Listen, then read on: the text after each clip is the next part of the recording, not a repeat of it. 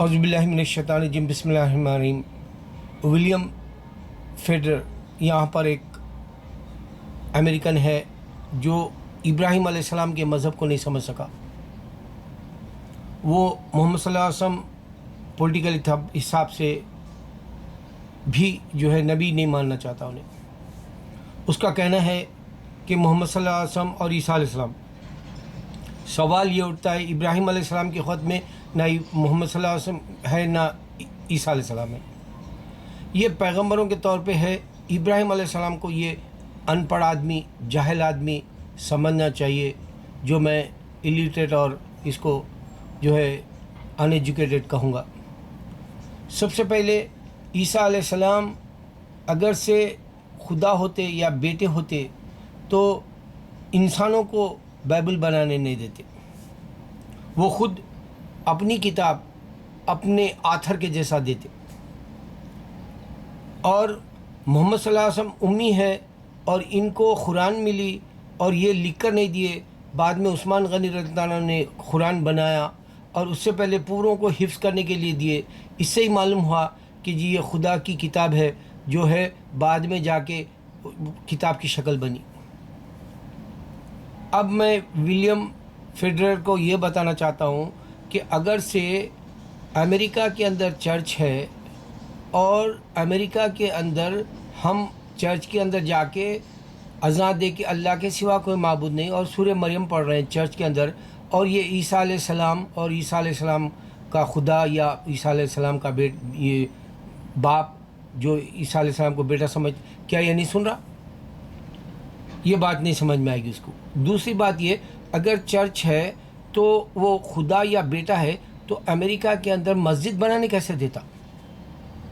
کیا وہ قدرت نہیں رکھتا خدا کہ ایک جو ہے محمد صلی اللہ علیہ وسلم کا مذہب یہ بول رہا ابراہیم علیہ السلام کا مذہب ہے، اور یہ پیغمبروں کا مذہب ہے بول رہا، اور یہ کتابوں والا مذہب ہے بول رہا، اور وہ جو ہے قرآن کو آخری کتاب کہہ کے قرآن میں یہ کہہ رہا ہے جو اور کرسچن جہنم میں جائیں گے، کیسے مسجد بنانے دیتا؟ سیم بات ہندوستان کے لیے، اگر مندر ہے وہاں پہلے سے اور مسجد بنایا مسلمان آ کے، اور مسلمان کرے اللہ کے سوا کوئی معبود نہیں، رام ہو یا شیوا، کیسے بنانے دیتا؟ سوچو، عقل رکھو۔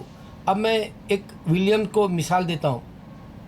اگر تو نے ایک مووی بنائی بڑے بجٹ کی اور وہ فلم تھیٹر میں لگائی، پہلے دن کوئی بھی نہیں آیا، کیا وہ فلم کو تو مہینہ تمام رکھے گا یا سال تمام رکھے گا؟ لوگ یہی کہیں گے فلم چل رہی نہیں تو لگایا کیوں؟ نقصان کی بات ہوگی، فلاپ ہو گئی، یہی بات ہوگی۔ اسی طرح اسلام کا بھی ہے، اسلام بڑھ رہا، کرسچینٹی رک گئی کیوں؟ غور کر تو۔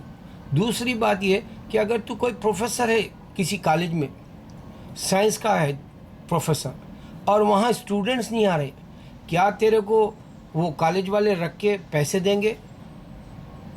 سیلری تیری تنخواہ کتنے سال رکھیں گے جبکہ اسٹوڈنٹ ہی نہیں آ رہا؟ یہی بات ہے، اسلام اگر تیزی سے پھیل رہا، ہندوازم پیچھے چلے جا رہا، کرسچینٹی پیچھے چلے جا رہی، تو یہ وہ پروفیسر والی بات ہے کہ تو سائنس کا پروفیسر ہے، اسٹوڈنٹس نہیں آ رہے، تیرا کرسچینٹی ہے، اسٹوڈنٹس نہیں آ رہے، تیرا ہندوازم ہے، اسٹوڈنٹس نہیں آ رہے، اور پورے اسٹوڈنٹس اسلام کی طرف جا رہے ہیں۔ یہ کالج مشہور ہو رہا، یہ کالج کا پروفیسر جو ہے تنخواہ پا رہا۔ ایک اور مثال دیتا ہوں، ایک دکان تو لگایا، اگر اس کے اندر تیرے پاس تو تاجر کے طور پہ ہے، تو مالک کے طور پہ ہے، تو جو ہے بزنس مین کا باس ہے، اور وہاں تیرے پاس کسٹمرز نہیں آ رہے، تو وہ کیا دکان تو کنٹینیو چلائے گا؟ ہرگز نہیں چلاتا، کیونکہ تیرے کو رینٹ پے کرنا ہے، یا تیری اون بلڈنگ بھی رہی تو خالی بیٹھ کے تو وہاں جو ہے مکھیاں تو نہیں مار سکتا۔ یہ ساری باتیں اسلام کو سمجھنے کے لیے میں میرے مسلمانوں کو کہتا ہوں، میرے ویڈیو جو دشمن اسلام ہیں ان تک ڈالو، اور ان کو یہ بتاؤ اللہ نے عیسیٰ کو پیدا کیا۔ اللہ کی قسم، اللہ کی ذات کے سامنے میں کہہ رہا ہوں، اللہ نے اتنی بڑی قدرت والے نے چیلنج دیا کرسچنس کو، اللہ نے عیسیٰ کو پیدا کیا۔ میں یہ بات یہاں جو ہے اکثر کہتا ہوں اور دم دبا کے بھاگ جاتے ہیں۔ جو بھونکتا ہے کتا وہ چپ ہو جاتا ہے، اور جو ہے اپنی جو ہے آواز کو بند کر کے چلے جاتا ہے میرے سامنے سے۔